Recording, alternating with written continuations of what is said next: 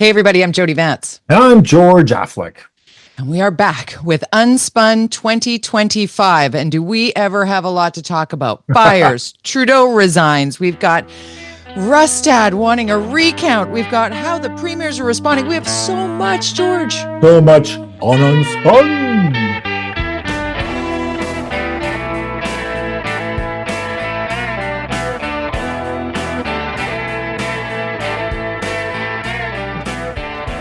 Yeah, we never take a break.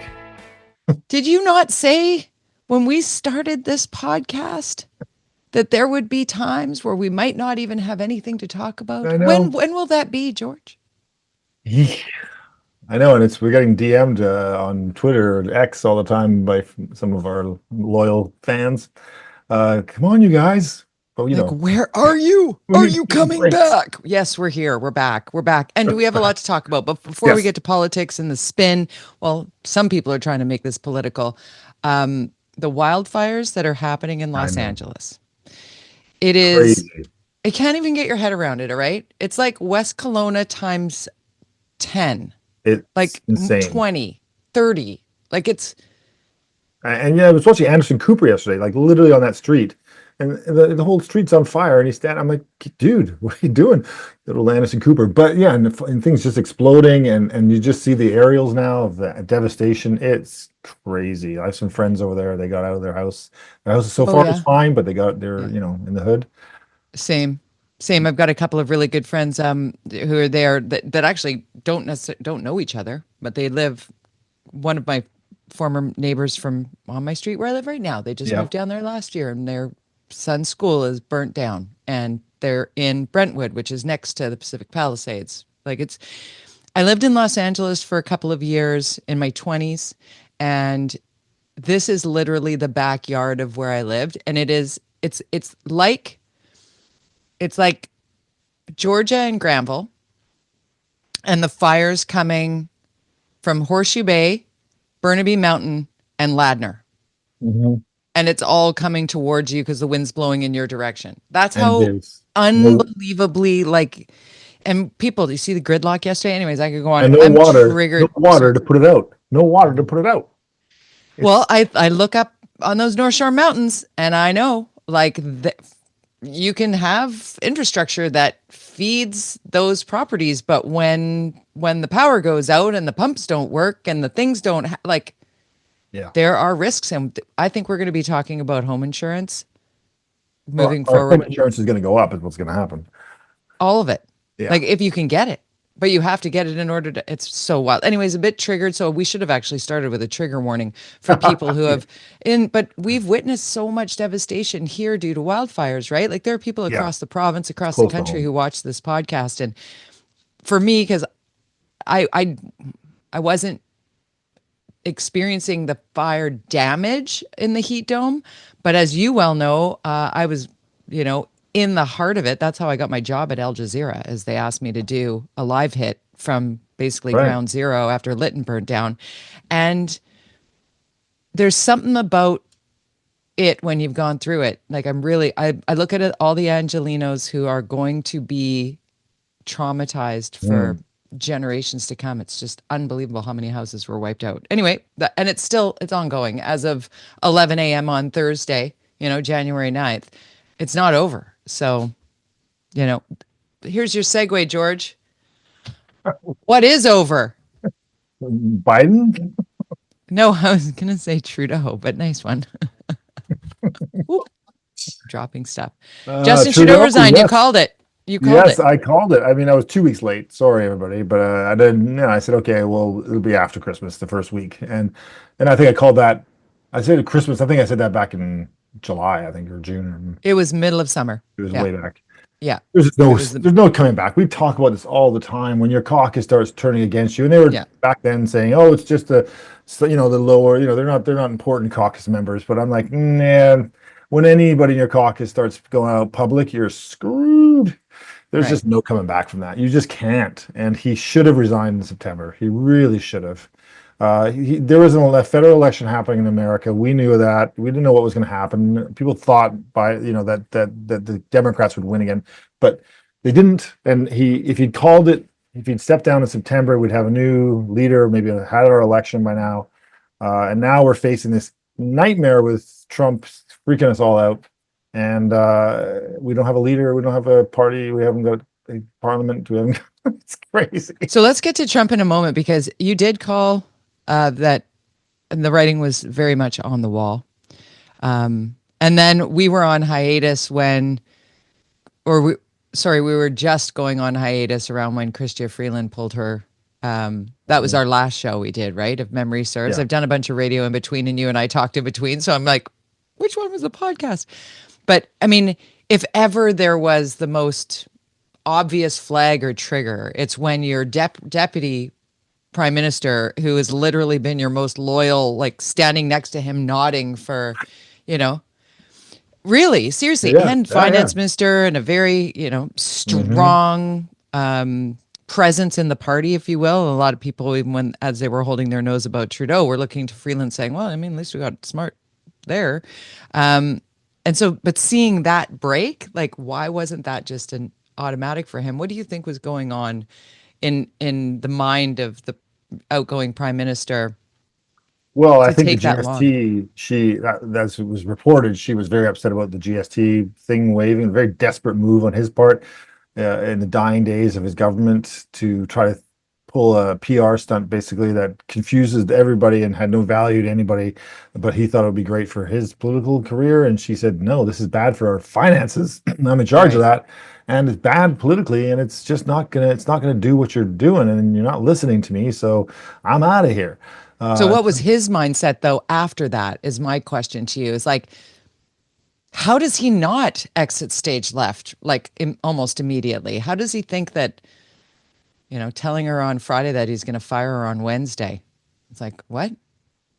Being obtuse is a key part of being successful in politics, and it works for you for a long time. Not keeping those barriers up, having whatever they, let things go off your back, all that stuff that they say when you're really successful in politics.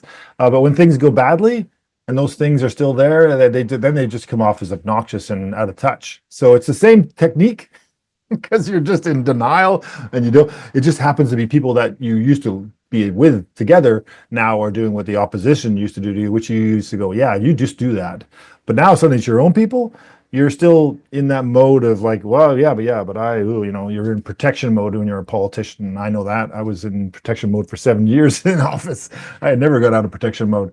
And so and people would ask me, how do you put up with that? How do you put up with that? And you kind of just do. And so you're very resilient. You just lose touch with reality when you're in politics too long. Yeah. And I think that's what happened. He lost touch with reality. It's like you hear about celebrities, right? And how they treat people. They suddenly think they're, greater than God. Different. Yeah, and they're not. Different. It's like that. I think you just kind of lose touch with reality. Well, celebrities like you and I, George. No. So, okay, let's talk leaders then. Possible, scenarios here. They're endless, but let's talk about the ones with the most name recognition. We know that Dominic LeBlanc has taken his name out of the running for this. He's going to stay with the file that he has, which I think Canadians might largely appreciate, as we are in this sort of time of complete and utter upheaval, because everybody else seems, even the other parties, to me, again, I'm terribly apolitical when it comes to this stuff. I want my government, all parties, to work together to do what's best for the country, but I'm Pollyanna. So, I mean, that's going to happen. But the threats south of the border, we'll get into that in a second. But who are we looking at? We're looking at Mark Carney. We're looking at Chrystia Freeland, Christy Clark, who I want to talk to you about, because I saw a post on a poll. I want to say it was on Twitter, online somewhere. I saw. I thought you meant on a street poll. No. I was like, what? Okay. We're back, baby. My God, that's funny. So I was walking down the street and there was a picture of Christy Clark on a poll. No, polling about these names, and unbelievable. It was a Substack, actually, because there was like comments. The comments about Christy Clark were astonishing. Like, hope she's not reading the comments. You know what I'm saying? She's a very well-trained politician. Going back to what I just said a few minutes ago. Right. Right off the back. Water off the back. I can tell you what Christy Clark has going for her. She knows how to organize. She knows how to That's true. stack the vote. And the federal Liberals have a very loose membership program, and so you can sign up all sorts of, like, I think age 14 and up. 14 and up. Yeah, Don't have to be living here. Don't even, I mean, don't even have to live here. So, this is the game when leadership races in modern day politics. It's who signs up the most wins the game. So I wouldn't underestimate her skills on that front. And she's already been working on it for a year at least. right, at least. That we know of. And she says she's a lifelong Liberal, and here's that opportunity for that provincial Liberal brand to dovetail with what it absolutely isn't, which is a federal Liberal. Like, it's wild. But that's the thing. I keep hearing these people talking about Christy Clark and how, actually always was a federal Liberal. Her and her ex, they were hardcore federal liberals for years and years. So it's not, I also knew that. I would say they're blue Liberals or Paul Martin Liberals, right? She is, but I think that's not but I see these pundits in Canada and in the States are talking about her as she's a conservative. I'm like, no, she actually was in Canada, a federal Liberal. She made some pretty seriously conservative moves as premier, though. Yes, well, coalition governments, which is that we had for the BC Liberals, which was trying to keep the Conservatives and the federal Liberals together, right, often required leaders to go very far right in order to keep that faction happy. Obviously, that didn't work for Kevin Falcon. He didn't figure that out. So you don't underestimate her ability to raise money, her ability to bring votes to the table, and her understanding of how to bring people together. Because she won one election surprisingly. In 2014 and almost won again in 2017. Is that the math? I forget the math. The dog kicking. There was she's a force. Her French is probably pretty rough, but I think she's been working on that. Right. I would say that she can distance herself from Trudeau. That's the challenge with the other ones. Mark Carney, he kind of can. I think there'll be some unknowns that'll come out of the woodwork. That'll be. But Chrystia Freeland cannot. No, don't even bother. Don't even bother. I would be surprised if she might just not run. Like, what? Really? Yeah. It's going to be fascinating. It's going to be. I mean, how do we get everything sorted and organized, and with the proroguing of Parliament, and then now we're into late March. Like, let's go to Donald Trump and the threats that are coming from him, or this. We're coming to take over Canada, and we're going to take over Greenland, and we're going to take over Panama, and we're going to, what's the spin? What's unspun on Trump in your mind?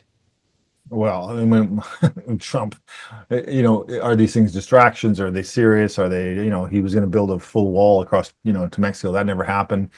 He's a blowhard, so whatever. I would say that, I know several people who I would never have expected who've already said, I will be like Ukraine, man. Like, sign me up, like, bring it on. Like, I'm like, whoa, okay.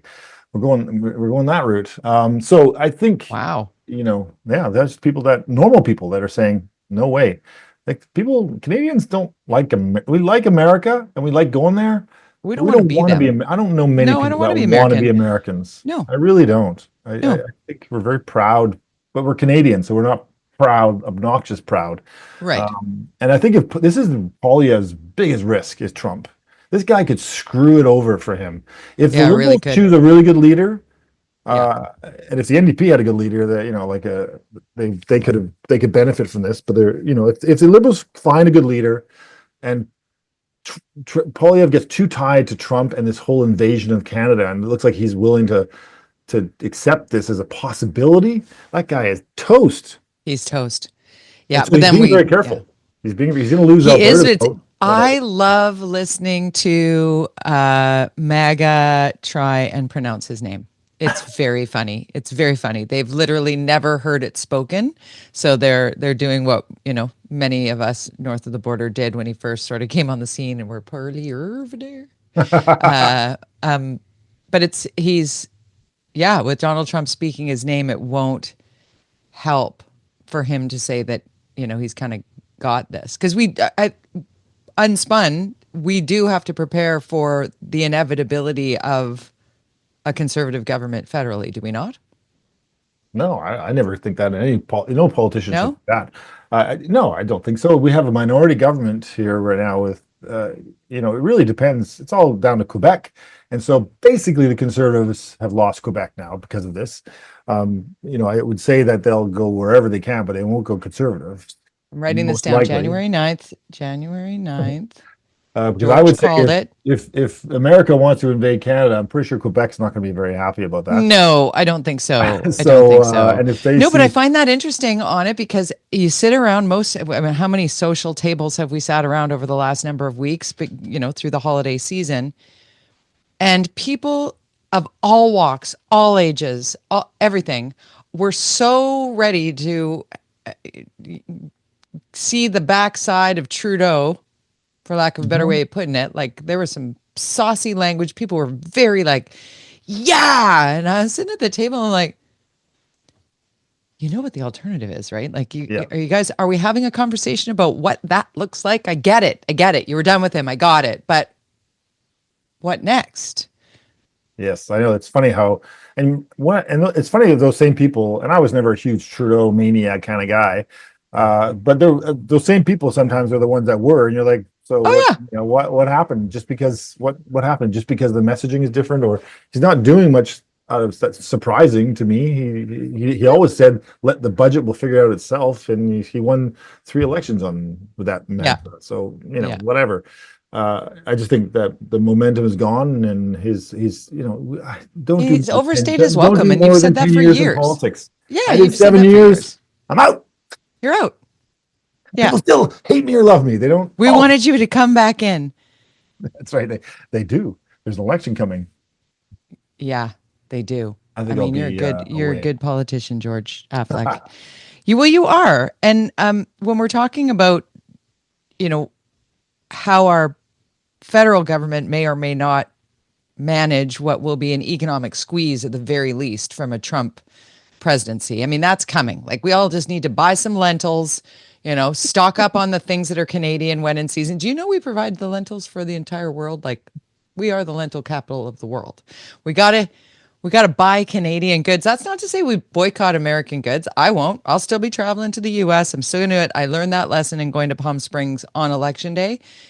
We ruminate about things differently than Americans do. Like, you can go down to places and be like, yeah, I have some friends that won't go there. So the gay community is quite. I'm just saying for my own personal. I don't want to I don't want somebody to say you're a hypocrite. I thought you were only going to buy Canadian. Right. No, I'm going to definitely focus on purchasing locally, supporting local business, trying to really. But I'm not boycotting America. You're like Obama today at the funeral for Jimmy Carter. You see him sitting by Trump today at the funeral? I saw. Chatting up a storm, those two. Oh, I didn't see them chitty-chatting. I saw Mike Pence shake Donald Trump's hand, which I thought, wow, okay. I missed that. Wow, yeah. Yeah, first time they'd been in the same room since, the whole chanting for him to die thing. Can we talk about how the premiers might be managing Trump's incoming administration? Like, how different? Danielle Smith's going to his inauguration, right? She's announced, I'm going. And then David-Eby, he had a press briefing a couple days ago now. I've lost track of my days. Doesn't matter. It's 'tis the season. But he said he would be in Washington, D.C., but not necessarily committed to the inauguration. Maybe he's going to be in Washington State. I'm going to Washington State. I was going to head down to Tacoma, taking I'm going to go buy some groceries at the Bellows Fair. Yeah. Oh, my goodness. I think the Daniel Smith approach is really probably the smart one, to really just take the bull by the horns that they would in Alberta, and ride it. I'll just keep with that. I'll just keep going. Keep going. Yeehaw! Get to it. Let's wait. Provinces have a lot of power, and I think that's something Trump doesn't understand. By the way, to come and take over Canada, provinces actually have a lot of power, way more power than states do. Yeah. So when he talks about the structure of Canada, he doesn't understand the provincial makeup and how much power each province has. I'd like to throw Treaty 7 into that too, by the way.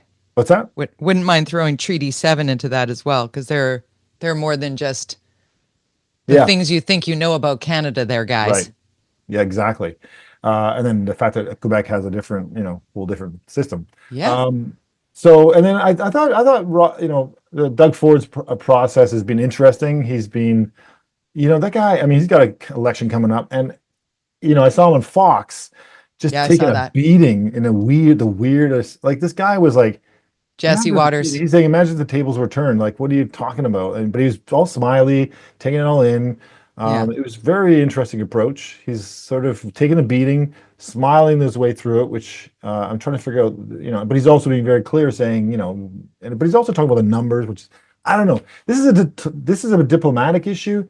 It's easy to jump into this crazy talk with Trump, and that's always what he does. Right. And you feel tempted, or you can just, okay, let's just let him do his thing, not give him any oxygen, and let's get back to reality.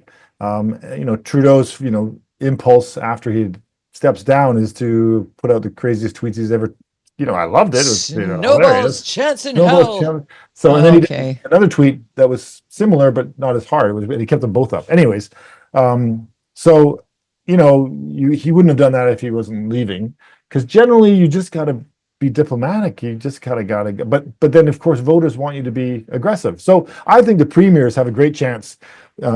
It's an opportunity for them to be the crazies, and they're not crazy in a good way or a bad way, depending on how you feel. And the prime minister's job is to rein things in. Okay, let's get serious here. Okay, yeah. Daniel Smith, you're going to be doing your border thing. Doug Ford, you're doing your thing. Whatever energy thing, not much. Yeah. So you choose your thing. It's an opportunity, political opportunity for the provinces, but it's a diplomatic issue for the federal government. Yeah, it's a wild one.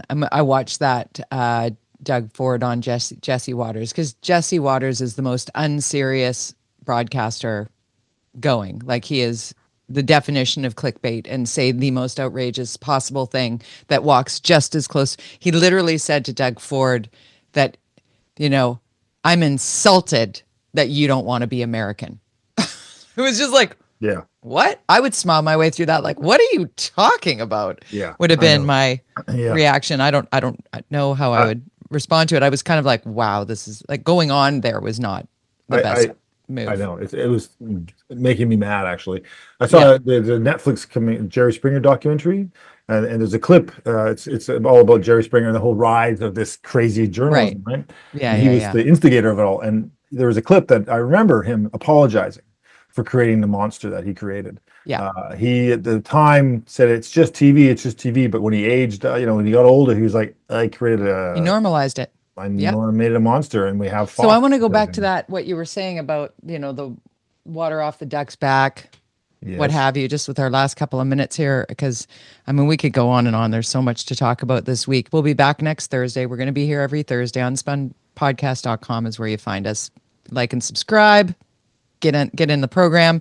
The way I'm coming at this next chapter of U.S. politics is to try and apply. He is a chaos maker. The goal is to create chaos. Don't get caught up in the chaos. Get caught in the substance. Protect what you can protect. Protect your neighbor. Act locally. I think as Canadians, we forget sometimes that we don't cast a ballot in the United States. And if we were as engaged in municipal politics as we are in U.S. politics, we could see significant change in our own neighborhoods and have impact provincially and have impact then federally. And we're so caught up, and the divisiveness is growing. There's just no question about it. It's here. It's happening, and it is growing. And around the tables over the holidays, I saw a lot of frustration and anger that I don't think any new, fresh anybody can fix like that. It's just, I think we're seeing an echo of what COVID did to all of us emotionally, what the financial hardships that echoed out of the pandemic and into this new political realm. If we can just keep some extra bit of calm in the chaos and try to do what you said that politicians are very good at, which is almost compartmentalizing and being like, okay, I'm just going to let that wash over me, because the 24/7 news consumer, you can back off of that and just come here and talk with George and I on Thursdays, or, dip in and out of check I in know. on yourself, right? Because Words to live by. Words to live by. Don't let, like, some of the tweets that I was going to do that yeah, that I didn't me do. too. Oh my Like, God, I keep hitting cancel. I'm like, cancel. Nope. Nope. I'm like, nope. it's true. I just feel like, no, I'm not buying into this bullshit. Not Oh, doing it. already rating. Way to start the year, George. We got the explicit, guys. We gotta go. We gotta go. We do. We got to go. You can find George on Twitter at George _ Affleck, at George_Affleck. On Blue Sky, you're just George Affleck. And on Instagram and on YouTube and everywhere else. Everywhere else. And same for me. I'm at Jody Vance, Jody with a Y, on all the platforms. I'm finding myself not on Twitter as much as I used to be. I'm more a Blue Sky gal these days. I don't know. I find myself doing going nothing. I'm just doing this. And you have to this. If you want me, you gotta show up to watch the show. There we go. Okay, I might do a little more of that and some Invictus games, but I'll tell you about that next week. Yeah, I'll talk about it next week. Okay, see ya. Hey, bye.